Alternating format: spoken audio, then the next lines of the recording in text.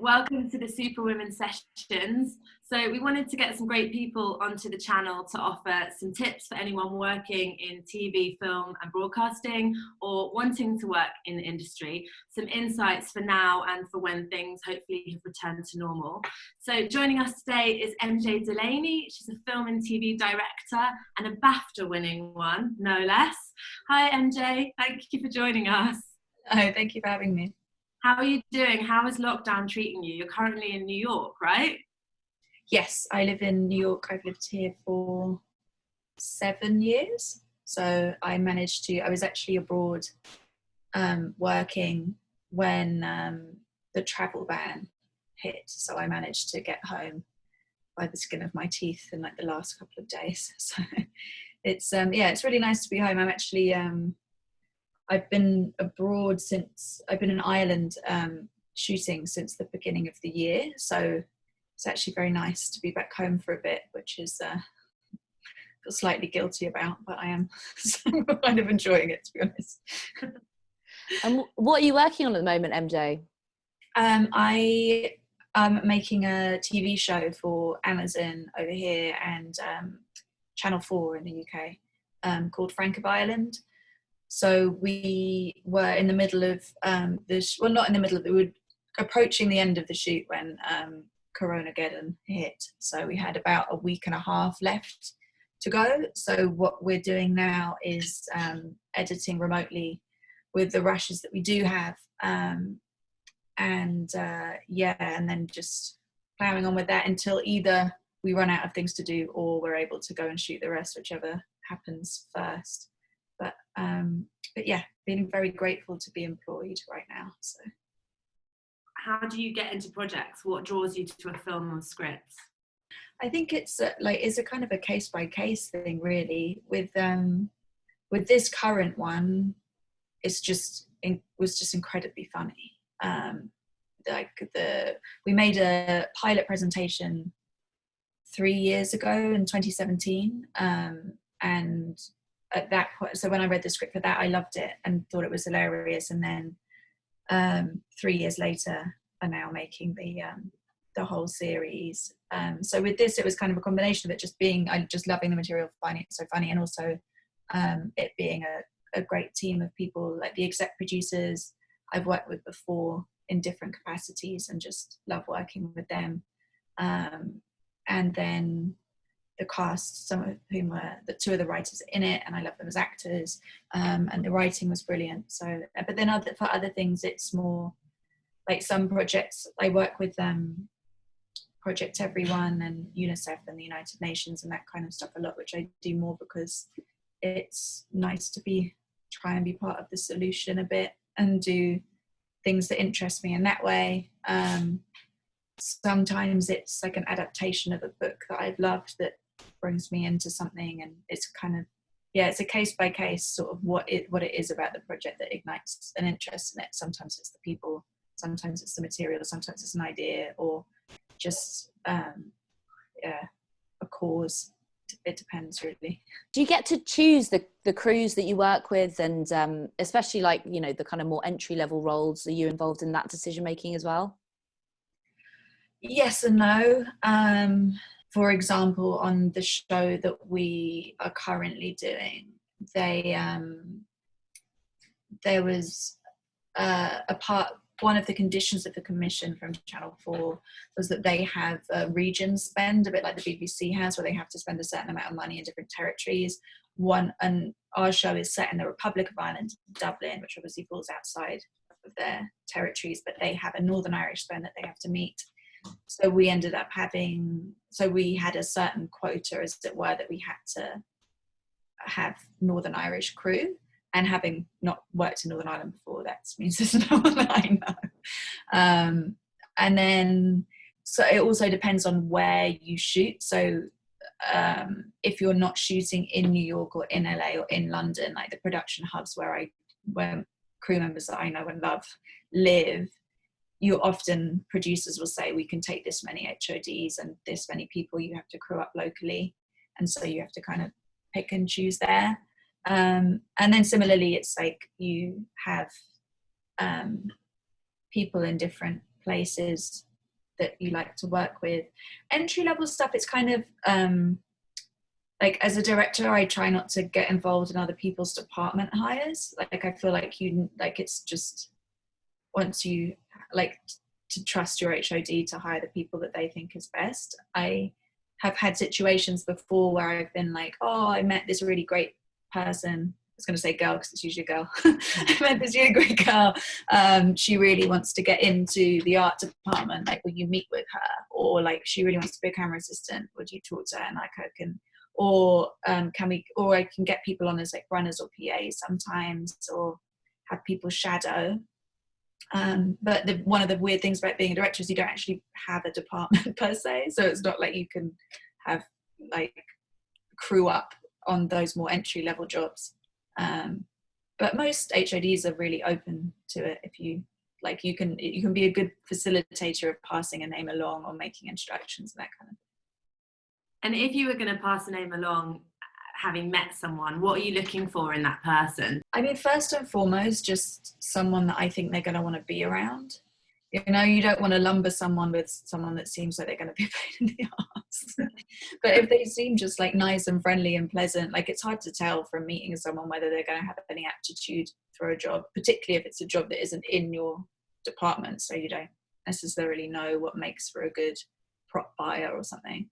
But if it's just somebody that seems like friendly and lovely and nice, then I would always say, yeah, I'll ask if they'll meet with you. When did you kind of know that you wanted to be a director, and what was your path into it?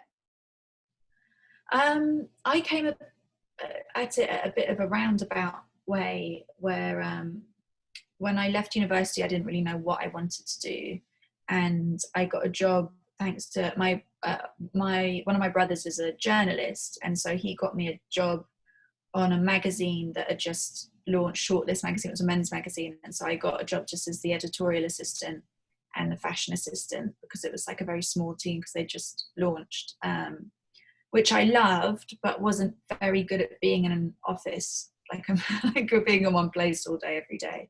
Did that for a bit, saved up some money and went off traveling. And then when I came back, I went freelance. And when you're doing writing, you end up having to write about the same thing all the time, just because your clippings need to be relevant in order to then get the next job or whatever. So I ended up just by default doing a lot of fashion stuff. Again, not particularly by choice, but just by sort of trying to make ends meet. And so was covering was doing fashion weeks and different publications. And it was around the time that all of magazine editorials was going onto iPad. I don't think it was even going onto online at that point. It was like an iPad edition of whatever. And so suddenly they needed content in addition to their stills.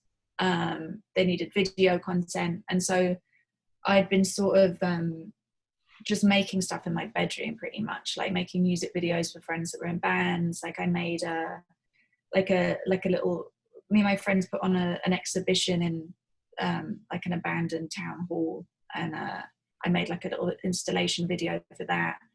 And so then I started with my previous clients for writing, started just piggybacking on the back of editorial shoots, where it's like the photographer would hire the models and set the theme and pick the clothes or size with the clothes, and then you just kind of piggyback the shoot and make a little video.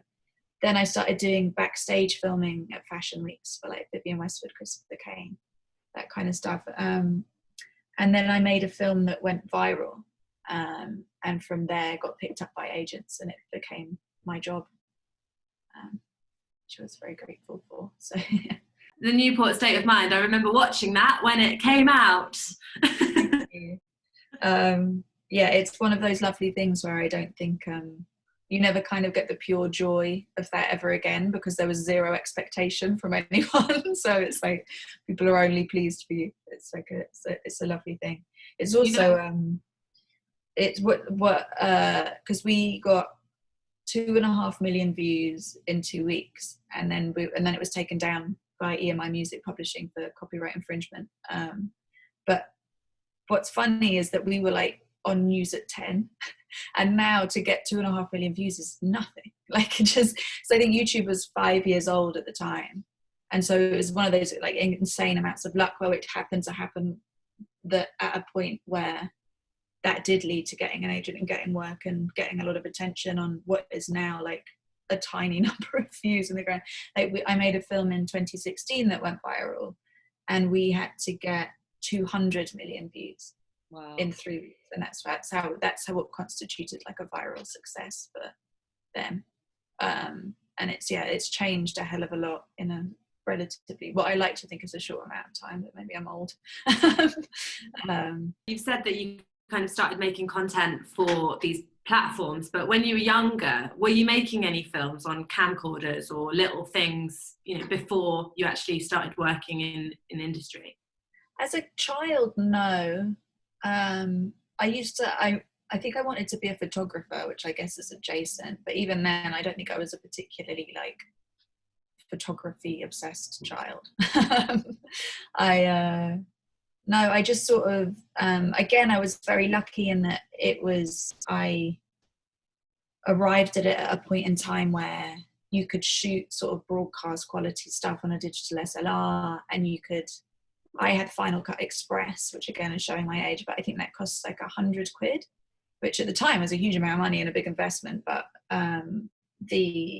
compared to even like a couple of years before, to get a show reel together, you would need someone to buy you film stock and like hire you an editor. And it takes us like, without either having a patron or going to film school, there were very few routes into the industry in terms of getting a show reel together. So I was luckily just on that cusp of it being something you could do relatively inexpensively on your own. I also have, I should say, in acknowledgement of my privilege, like I had other brothers who were in the industry and so were able to lend me a PD-150 was what I initially used to shoot on.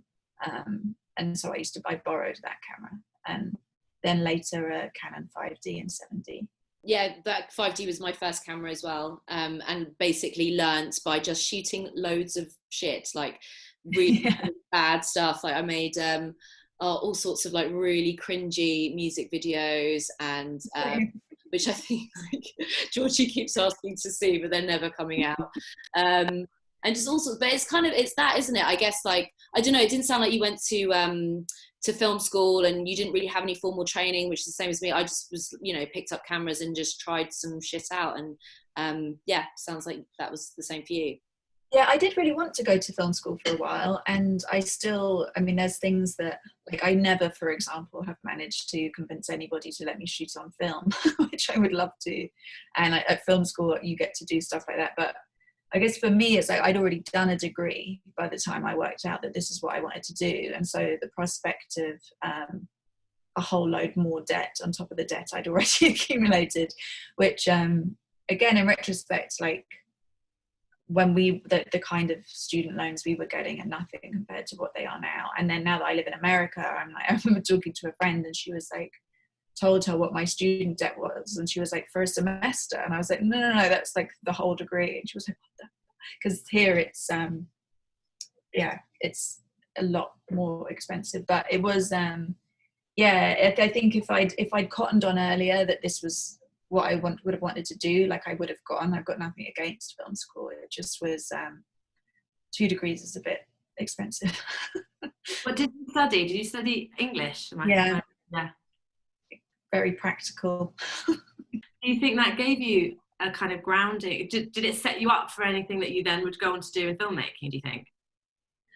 I think I went to a university that worked on the tutorial system. So we had 2 hours a week where it was either 1-on-1 with a tutor or 2-on-1 in a room talking about the text, which when I arrived was terrifying. And by the end became normality, that you would be sitting with these kind of incredible brains and trying to have a conversation with them about something. And I do think that has helped in terms of walking into general meetings or pitches, or I'm generally better at expressing myself in writing than verbally. And that was 3 years of like some really great training in being able to talk and hold a discussion and get things out. I'm now becoming really inarticulate because I'm talking about trying to be articulate. But yeah, I think it definitely, I think that helped a lot. I also, like, I was writing 2 essays a week for 3 years. So now when it comes to writing treatments or stuff like that, I am quicker at writing, just because I was writing 2 6,500 word essays a week. So you get quick. Yeah, having to put those ideas down into something that's concise and that people can understand pretty quickly. Yeah. Also, you're studying story, which is, you know, what you're essentially doing, storytelling. So that's like such a vital tool. Yeah, I remember my dissertation was about, I ended up sort of writing it about art because I got so bored of books by the end. But it was funny because at the time I didn't recognize it, but it was sort of, you can see that I'd sort of tried to move towards a visual medium, and it was like art in the novels of the 20s and 30s or something, but I had all these like visual references in the dissertation, like figures that I was, and it was you could see me kind of segueing to something else within it. But yeah, certainly I think reading helps you in any job. Probably, like, reading a book's never a bad idea. Yeah, absolutely. And was that like, what was the moment where you were like, this is it, like this is 100% what I want to do, and I'm gonna like dedicate like everything to this, you know, becoming a filmmaker? I remember I had a job, so I came up sort of through, the bit that I skipped is I kind of came up through the costume department, where because I was writing, I sort of sidled from there into styling, and then from there I got a job as a costume assistant for Disney Channel. I remember sitting on set one day and looking at the director and being like, they get here at 9 a.m. in a taxi and I got here at 5 a.m. on the tube. Like, what's that job?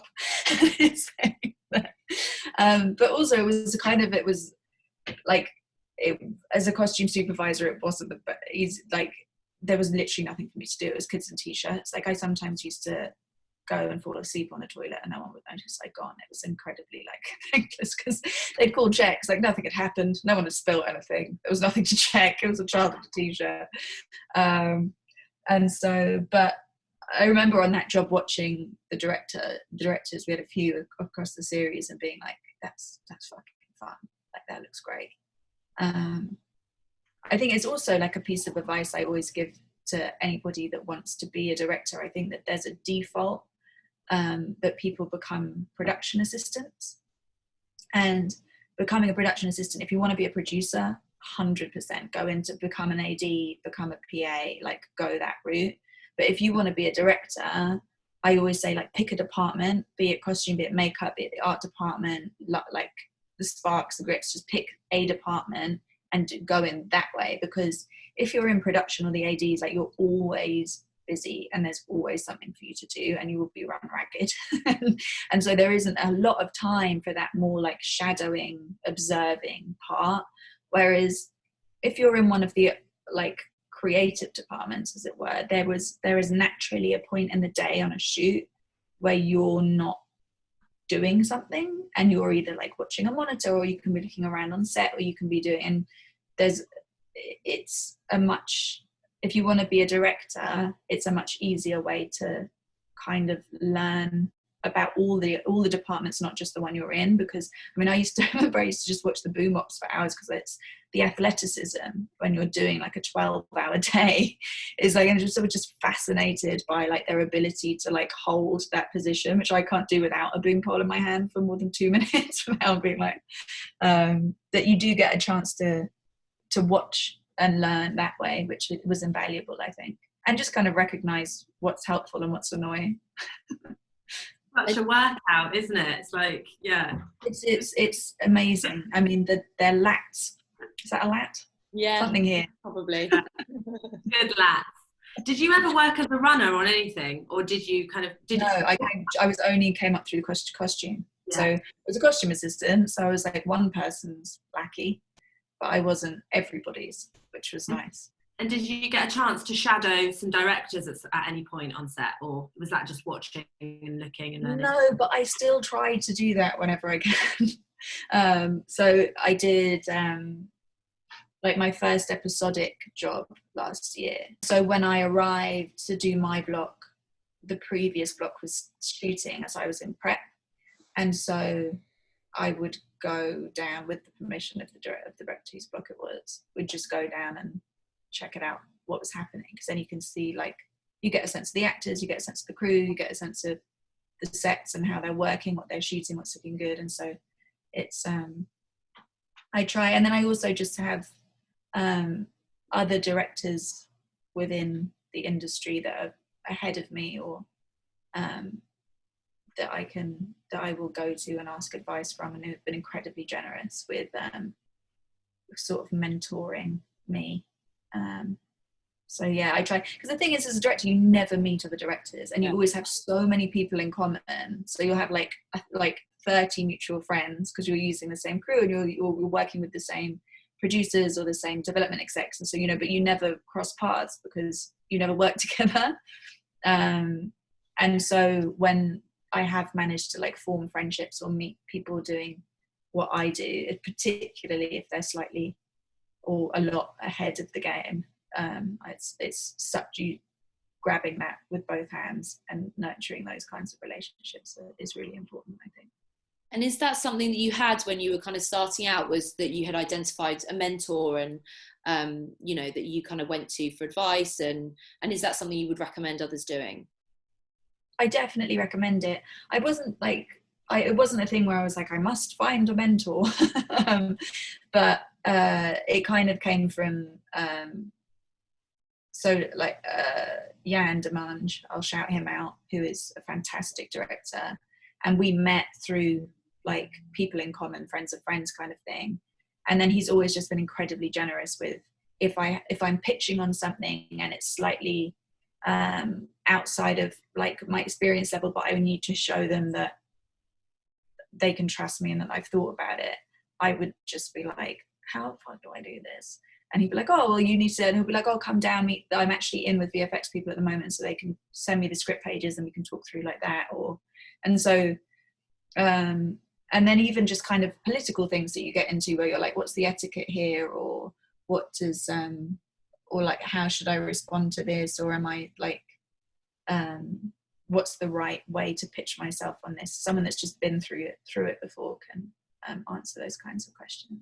And in terms of being on the set, are there any do's and don'ts for set etiquette? You mean generally, or for? Well, I would say, yeah, definitely for like, you know, people who are new on set, like, you know, it's kind of a weird world, isn't it? And there's kind of lots of unwritten rules. So like, what would be your top tips? Don't talk when the camera's rolling. It sounds obvious, but you'd be amazed how many people talk when you're shooting something, or wander around an upstairs room on creaky floorboards. Just if you hear an AD shout, we're rolling, just freeze in place and don't move until you hear cut.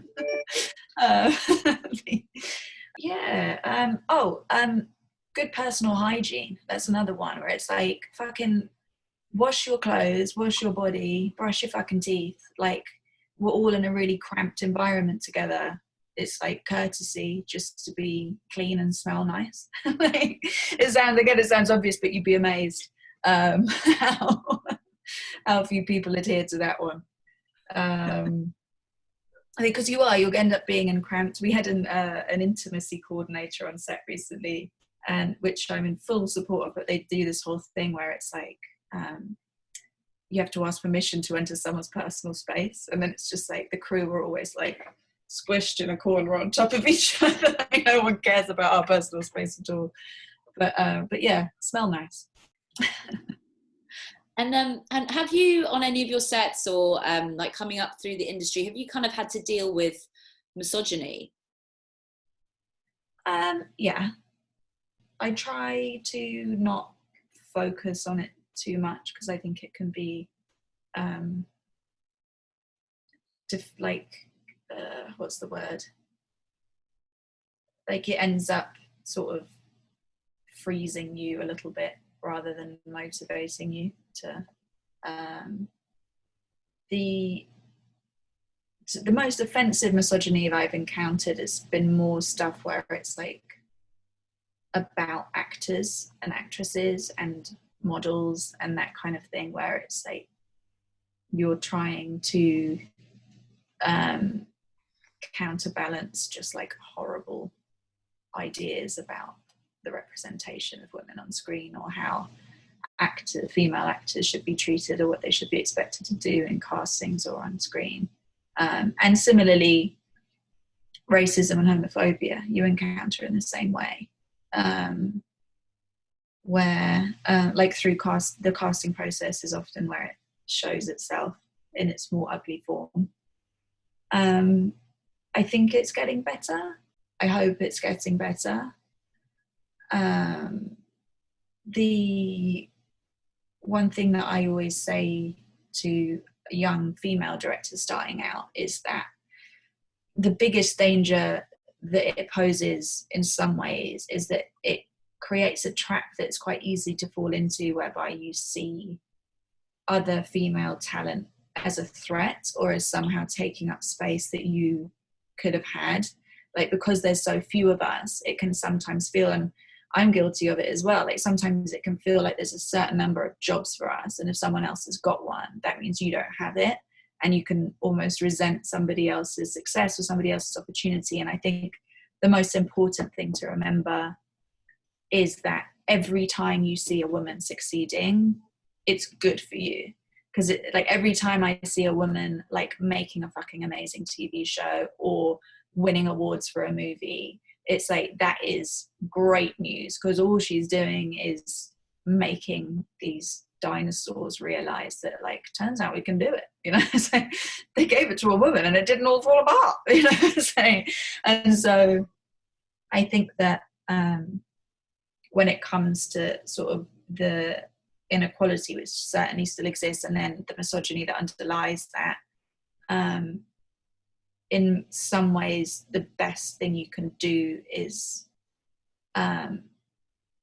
rather than is just to kind of metabolize it into a sense of solidarity, because ultimately the more women prove that we can make money at the box office, that we can like get people to watch TV shows, that we can make award-winning movies, that we can do things like action or male stories with men in them, or like things that aren't rom-coms, like the better it is for everyone and the more opportunities we're all going to have.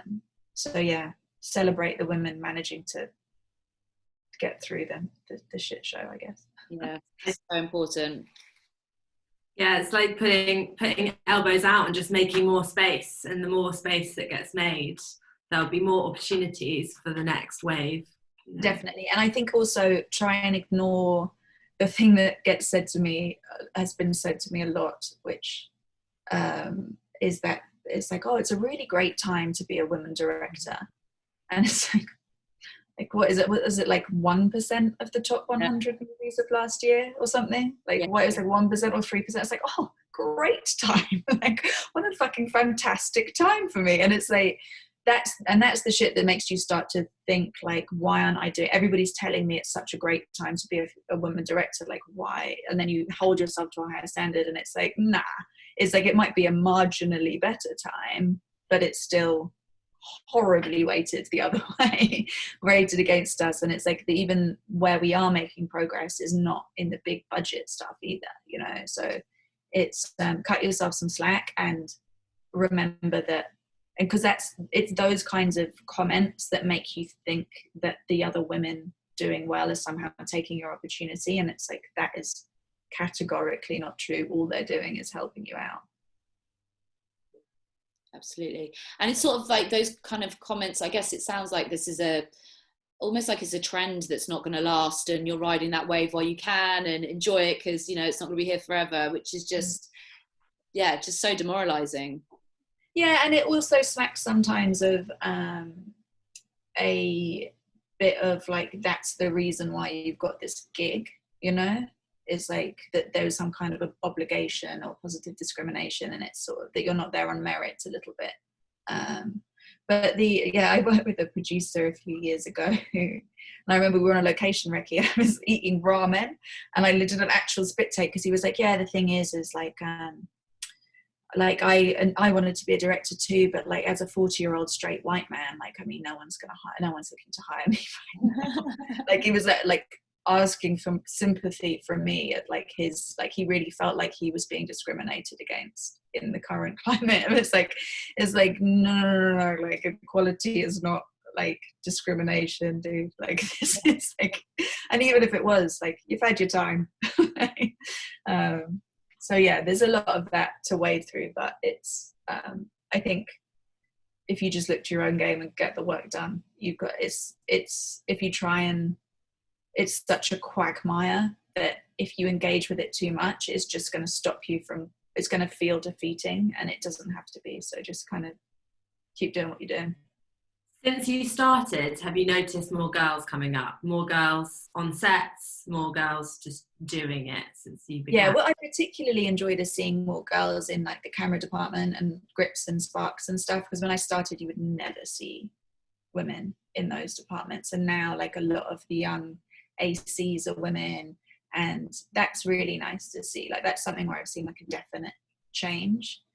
I think, yeah, and then more what's interesting is you kind of, that like I know a lot of female directors that are my contemporaries, and then there's female directors that I admire, that I look up to, but I don't know them or would ever meet them, you know. So like a Julie Delpy, I think she's fucking wicked, but it's like I'm not gonna bump into Julie Delpy down, like, and so we have this strange thing where you're kind of having to look sideways to work out how to make it work, rather than having like, okay, so she's 10 years older than me and this is how she's managed that stage of her career as a woman.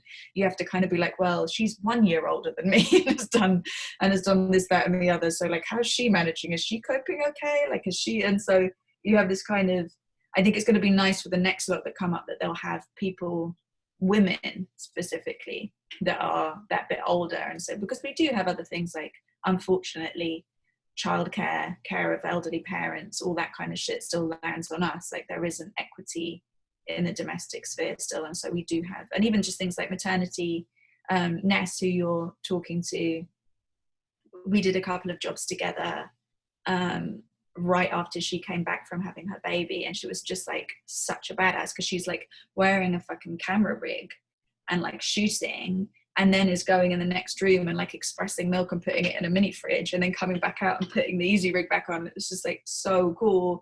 But it's like, it was fine. I mean, it was fine, and it was really educational, because it was like, okay, this works within the context of this job. If it was this type of a job, would it be more of a challenge? Like, and so it's yeah, there's definitely been a change, and it's nice to kind of be a part of it happening. Yeah, that happens as well in music. There's a lot of chat about everyone, you know, the women that are working age when it comes to having family, because you just can't make it work. It's too inflexible, too long hours, and doing both is hard. Do you feel like there is a bit more flexibility now in terms of like, because hours on a set, it's a long day usually, isn't it? Sometimes you might not get home till midnight. Yeah, I mean, I don't have children, so it's hard for me to say how that could work. It is not what you'd hear to be things. I mean, you kind of hear that kids need things like routine and stability, and just the lifestyle is not that. Like the lifestyle is you go away for 6 months and live in a hotel room and then you come back. And so it's not the most conducive. There's probably a parallel with that sort of wave of women in the workplace in the 80s, where because they're the first vanguard of women that come through, they're having to fit into a man's world and box themselves into that, because you're trying to prove a point, right? You're trying to say like, we can do it just as well as you can. And then there will be a wave after us that can be like, now that we have proved this, let's dismantle this a bit and make it work for us.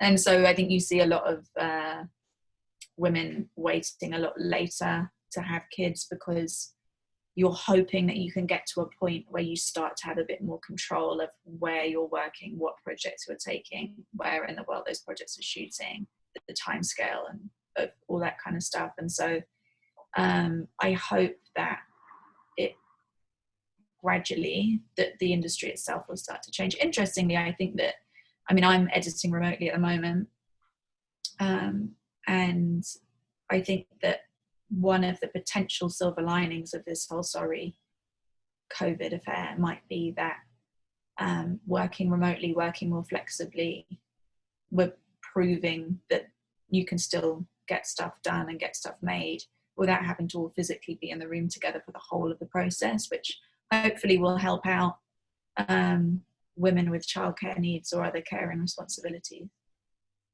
Absolutely. And now, do you find yourself, now that you're, in a kind of position as a director, that you are able to help other women and create opportunities for them, either by hiring them on set as like heads of department, or by just training or allowing other women to shadow you? Yeah, I mean, I do a fair amount of like mentoring. Like, I've never not said yes if someone's like dropped me an email and been like, can I meet you for a cup of tea, or do you want to, like, I mean, I'm sure that like very successful famous directors have to start saying no, but it's like I'm always more than happy to like meet with someone and chat with them. In terms of HODs, that you kind of come up together, so it's like my friend Soraya Galani-Viljoen, who's a production designer I work with a lot, and then PC Williams, who's costume designer. I mean, we've been friends since we were 11, so we've sort of gone from being kids doing things together to now making TV shows together and movies together. And so you like your HODs tend to be your contemporaries because just of the way that shakes down. I do look at, I mean, Ness's Illuminatrix website, they now have an Illuminatrix Rising, which is up and coming female directors of photography. And I do, like, if I've got a job and like the people that I usually work with aren't around, I will look at it and I will try and make a conscious effort to give younger people a start. It was similarly on this, because in this job we just did, it was pretty much all crew I'd never worked with before. And so there were certain roles where it's like you're kind of, because there's some HODs that say you can't tell how good someone is at their job from a CV, or from like, you just don't know until you work with them, and so there were instances where it's like, well, this person is the safer pair of hands because they've got more credits, but I had a really nice Skype with this person too, so why not just give them a chance? It's yeah. And with these kinds of things, so many things go into making a piece of film or TV, and at the end you can't necessarily know going into it whether it's going to be a hit or whether it, for whatever reason, might not land. Have you had any moments where you felt like things have sort of failed, and if so, how did you overcome that and kind of bounce back and crack on to the next thing? I mean, to be honest with you, like, the work that gets shot is always an achievement. It's like the ones that it's hard to bounce back from are the ones where you've invested years of your life and then they never even get made. It's like, those are the ones where it's really tough, because you can't even, it's like you haven't even got anything to show for it. People are like, what have you been doing for the last year and a half? And it's like, well, I was working on this movie that no one's ever going to see because it like never happened. Whereas at least if you made something, someone might think it's shit, but at least they know you're like, at least it's something you've made, And I think I'm so like, I'm naturally, like, I was saying to a friend recently, there's like this window of time between being when you actually make something, or being terrified that it's going to be terrible, like fighting tooth and nail, getting it to the point where you're like, oh, it's fine, I like it, and then there's like 2 minutes go past, and then it's like, well, that was something I did in the past, I would never do it like that now. Like, it's clearly bad because I did it then, and now I'm so much older and wiser now, I do it differently. So the actual window of satisfaction for anything you make is so narrow. But I think it's like pitching, when you pitch really hard on something you really want and you don't get the job, like those are the ones that I find it hardest to bounce back from. Like the stuff that you've got in development for years and years and years that just is not happening, and it seems like it's going to happen and it doesn't happen, it seems like it's going to happen and it doesn't, you're just waiting. Or the jobs that you really want, like the screenplay that you fell in love with and you pitched your arse off to get it. Or I've done ones where it's like you have to shoot a proof of concept, so you actually go out and shoot something that no one is ever going to see because it's, for whatever reason, like Lionsgate own it, so you can't ever show it to anyone. and then you don't get to make the movie, and so you've toiled over something. Those ones are tough to bounce back from. But you do get more resilient, I guess, is the thing. It's like the first cut is the deepest in that way. Like and then every now and again you'll get blindsided by one. Like when there's that one that comes along when you're just like, oh, I feel like this is mine. Like I feel like this is my movie or my show, and then you don't get it. It's like, but I've learned to just like, you treat it like a breakup. Like you just give yourself the space to mourn it. Like watch a whole season of Sex and the City, eat a pint of ice cream, and then move on. Like just like embrace the fact that you feel like shit for a while. So, rip the band-aid off. Yeah, eat all the ice cream and then take a big deep breath, and then next thing. Exactly, yeah.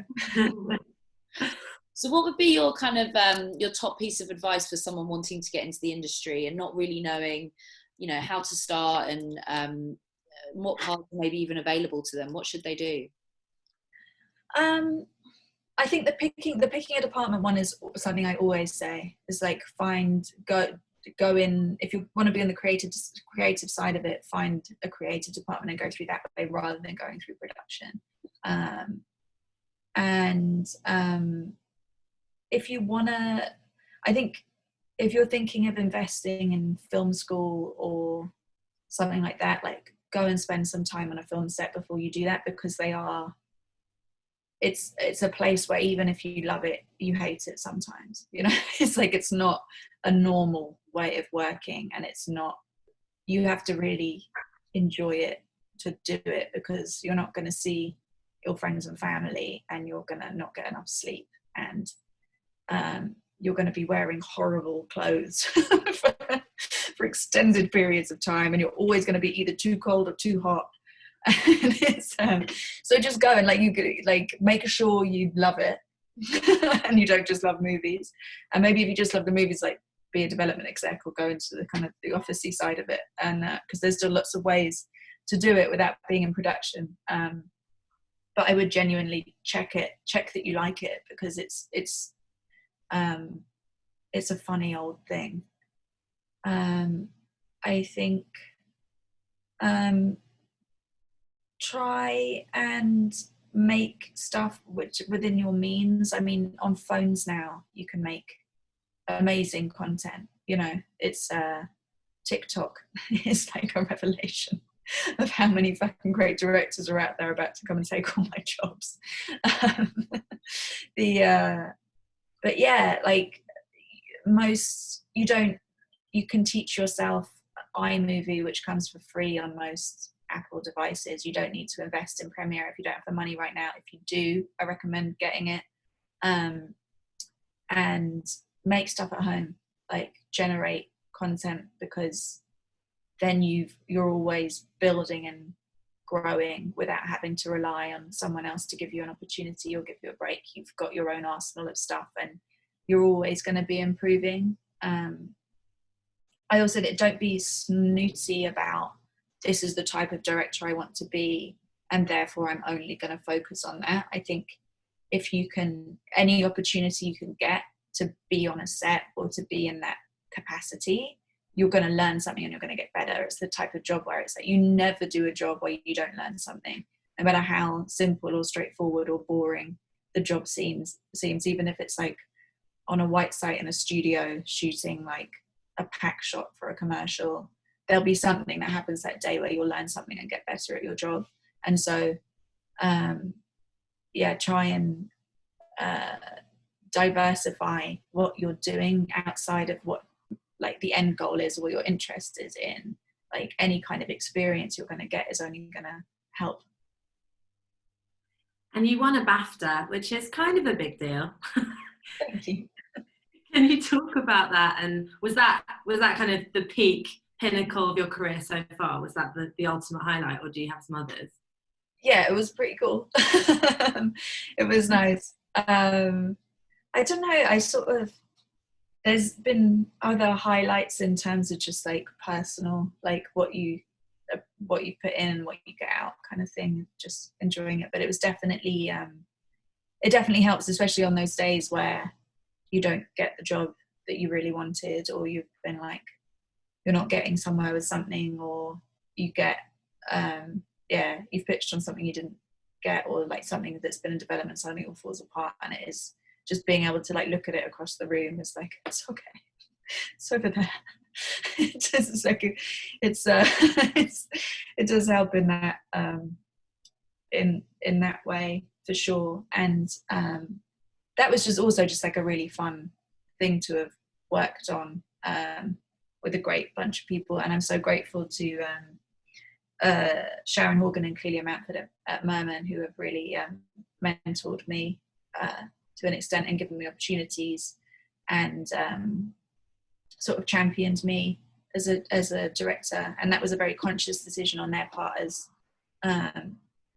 for the company that they own and run, that they wanted to be able to use what they built to promote and champion female directors. So it was nice to see a project that was born of that pay off in that way as well, which was really nice.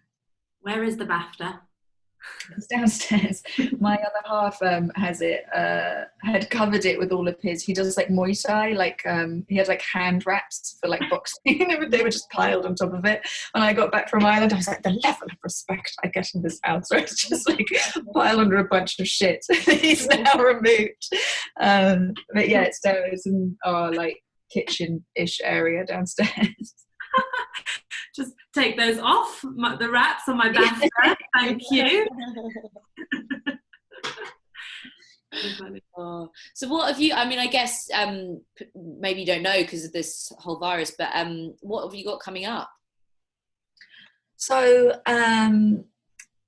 whenever this finishes, which God willing will be sooner rather than later for everyone's sake, we had a week and a half outstanding of the shoot.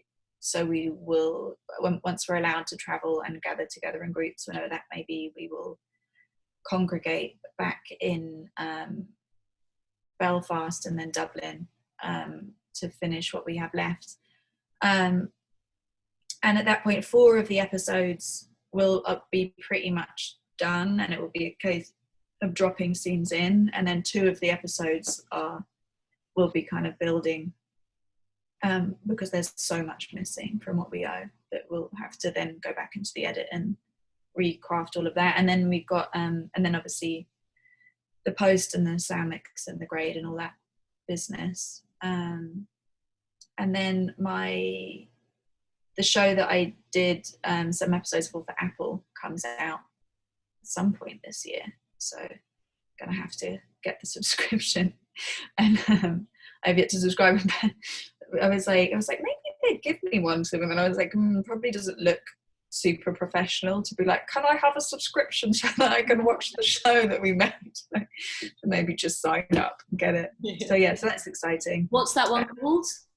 It's called Ted Lasso. It's Jason Sudeikis plays an NFL coach who is employed to coach a Premiership football team, and hilarity ensues.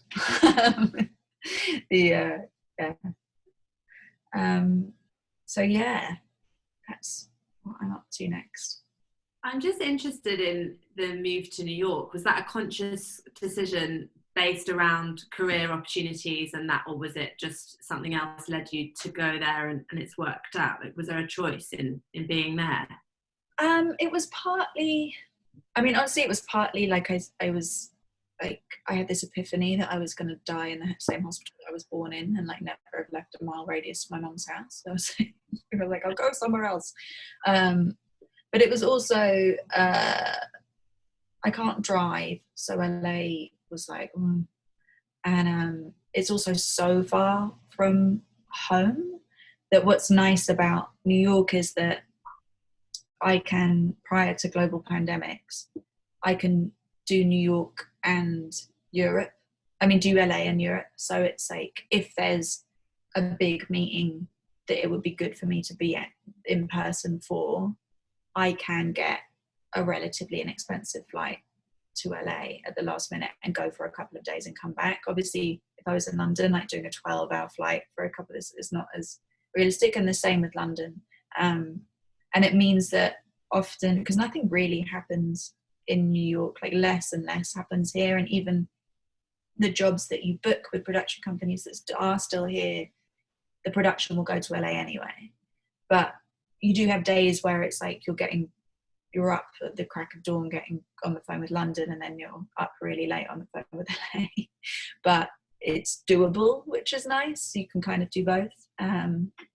So yeah, it's a good, it meant that I didn't have to give up Europe to move here, but it also means that it makes LA a much more workable thing, because a lot of it is just hustling and like getting in front of people. If your agent sets a meeting and they're like, I think this is going to be a good one, just making the like professional investment to go there and be in the room and take the meeting in person. Is it a different vibe? Hollywood. Yeah, it's you have to kind of the sort of British self-deprecation that we have drilled into us, that you kind of, when you do general meetings in London, you kind of, there's this sort of this language that everybody understands. So they're like, oh, so I saw your insert film, and you're like, oh, that piece of old shit, can't believe, you know. It's like it's sort of within the culture that you're supposed to downplay and not boast and be modest, and kind of that does not work in LA. People just think that like it's like you need to like I think partly because it's just a much bigger pond, and like they need to know why you are not the gazillion other people they're going to see, and so you have to kind of go in and say, like, be able to sell yourself a bit more, which is a deeply uncomfortable thing as a British person to learn how to do. But now I live in fear that I go home and people are like, oh my God, she's so full of herself. So it's definitely, the culture is slightly different. But I learned to appreciate both in a way. I kind of miss things about each when you go to the other one. It's also just working here is a slightly different, it's a lot more formalized. Partly because the industry is very unionized, because of there isn't an NHS. So I get my healthcare through the Directors Guild of America, which means I'm always going to be in that guild because I need healthcare. So I choose to be in a union, and it's true for everybody. But because everything's so unionized, that kind of atmosphere of it's called a crew because it's a bit like you're on a boat and everyone's holding a rope, and if one person lets go, the other people can pull their rope, and it's all, everyone's in it together. People tend to stay in their lane a bit more here. Like there's a much more etiquette and sort of a bit more formal about getting involved in other people's departments, and who does what and why and when is a bit more rigid. And then even just things that, I mean, that the health and safety is different here. So now when I go home and shoot, I'm like, Jesus Christ, like, what do we do? Because it's like, I mean, in America, if you want to stop traffic, you need a cop, you need like an actual policeman to get in the road, which at the time, when I was like, oh, this is really good. Now I go home and it's like a poor runner in a high-vis and like a dual carriageway. And I'm like, no, like, I think maybe we're wrong about this and they might be right. It seems horribly dangerous. So yeah, it's different for sure. So what have you got planned for isolation? Have you got any kind of little side projects that you're working on, or what's quite nice is because the editor is in London, so we finish early in my day each day, so I have the afternoons. I'm sort of wary as somebody that has employment in this time of being like, use the time to do, because I think often it's like it can be a bit overwhelming and anxiety inducing, and like somebody telling you that you should be writing a screenplay and making a film isn't maybe not helpful to people who are feeling the stress of this situation right now. It's like I feel very fortunate that I have firstly the income, but secondly the distraction of like I have to get up and go into a job every day, and then I have a task that I have to complete in a certain amount. I'm working to deadlines, and I think that looking at just an open-ended amount of free time is a slightly different thing to do. So yeah, I am working on stuff, but I wouldn't want to kind of exert any pressure to feel like you should be using this time in a way. I also I'm a big believer in like seizing an opportunity to just have that more passive inspiration. Like I often, at the end of a job, especially if I've been away from home, and like you're working 6-day weeks, 12-hour days, you're so knackered, you've given everything, and you get home and you're kind of spent. And what I would ordinarily do is go to galleries, like for me, like museums and galleries, and you just kind of take yourself outside a bit. But I think often like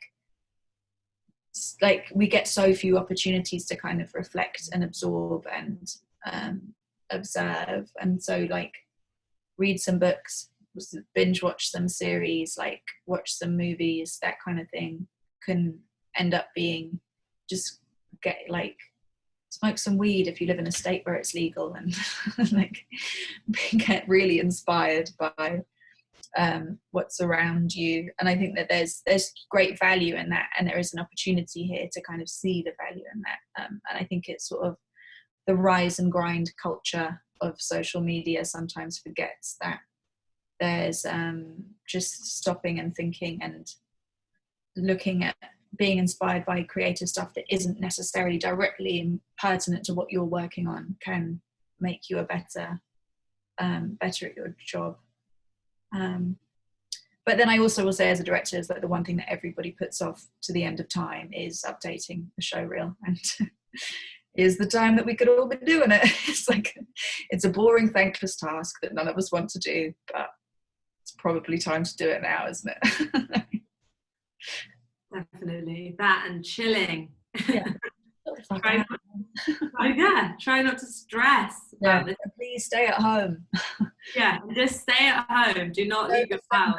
Don't assemble some hodgepodge film crew and give each other fucking coronavirus. Just like, if you're going to film something, do it in your own house. On TikTok. Yeah. Make some TikToks with your mum and dad.